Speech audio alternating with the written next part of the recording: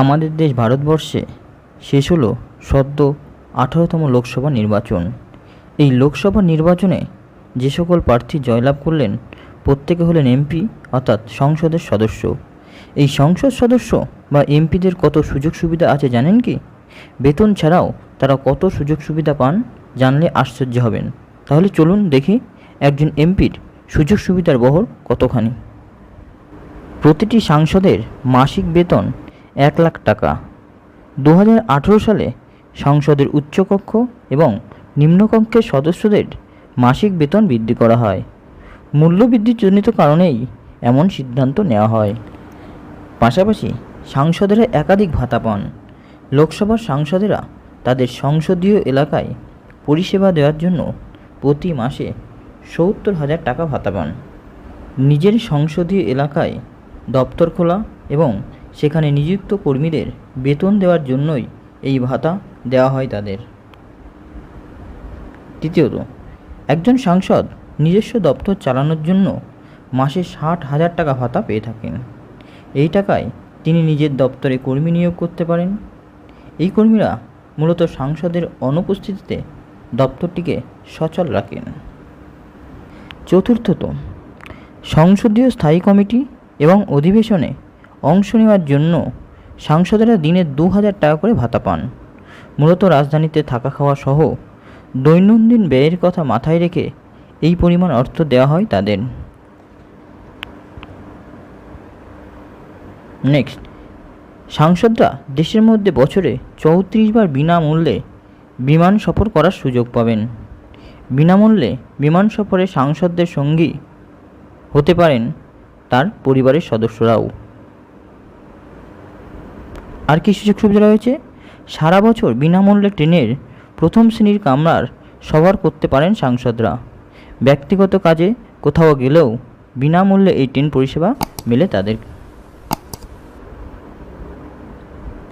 নিজের লোকসভা কেন্দ্রে গাড়ি নিয়ে ঘুরলে জ্বালানি তেলের খরচও মেলে সাংসদদের। এখানেই শেষ নয়, রয়েছে সংসদে উপস্থিত থাকার জন্য সাংসদদের দিল্লিতে থাকতে হয়। প্রত্যেক সাংসদকে রাজধানীর অভিজাত এলাকায় 5 বছরের জন্য বাংলো বাড়ি দেওয়া হয়। তবে বাড়িটির আকার অবস্থান কেমন হবে তা নির্ভর করে একজন কতবার সাংসদ নির্বাচিত হয়েছেন তার উপর। দিল্লির সবচেয়ে গুরুত্বপূর্ণ এলাকায় থাকার সুযোগ পান প্রবীণ সাংসদেরা। তারপরে রয়েছে সরকারি বাংলো কিংবা হোস্টেলে থাকতে ইচ্ছুক না হলে সংশ্লিষ্ট সাংসদকে বাড়ি ভাড়া বাবদ মাসে 2 লাখ টাকা দেওয়া হয়। তাহলে বাড়ি ভাড়া বাবদ দেওয়া হয় 2 লাখ টাকা। নেক্সট, একজন সাংসদ এবং তার পরিবারের সদস্যরা সরকারি স্বাস্থ্য প্রকল্পের আওতায় বিনামূল্যে চিকিৎসা করাতে পারেন। সেক্ষেত্রে তাদের দেশের যে কোনো সরকারি হাসপাতাল এবং প্রকল্পের আওতাধীন নির্দিষ্ট কিছু বেসরকারি হাসপাতালে চিকিৎসার জন্য ভর্তি হতে হবে। আর কি আছে? খরচ বাবদ একজন সাংসদকে 1.5 লাখ টাকা দেওয়া হয়। তাছাড়াও সাংসদ তার বাড়ি এবং দপ্তরে বিনামূল্যে উচ্চ গতির ইন্টারনেট পরিষেবা পেয়ে থাকেন। বছরে 50,000 ইউনিট পর্যন্ত বিনামূল্যে বিদ্যুৎ পরিষেবা পেয়ে থাকেন একজন সাংসদ।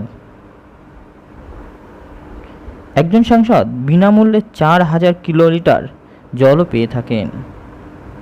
এবার আসি, একজন সাংসদ প্রাক্তন হলে তিনি প্রতি মাসে 25,000 টাকা পেনশন হিসাবে পেয়ে থাকেন।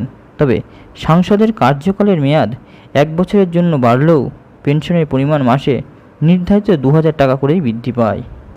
একজন সাংসদ যদি 5 বছরের জন্য নির্বাচিত হন, বেতন ছাড়াও এত রকমের সুযোগ সুবিধা পেয়ে থাকেন। এই তথ্য আপনাদের কেমন লাগলো কমেন্ট করে জানান। ভালো লাগলে অবশ্যই লাইক করুন। আর আপনি যদি এই চ্যানেলে নতুন হয়ে থাকেন, এরকম গুরুত্বপূর্ণ খবর তথ্য পেতে চ্যানেলটি সাবস্ক্রাইব করে রাখুন। ধন্যবাদ, ভালো থাকবেন।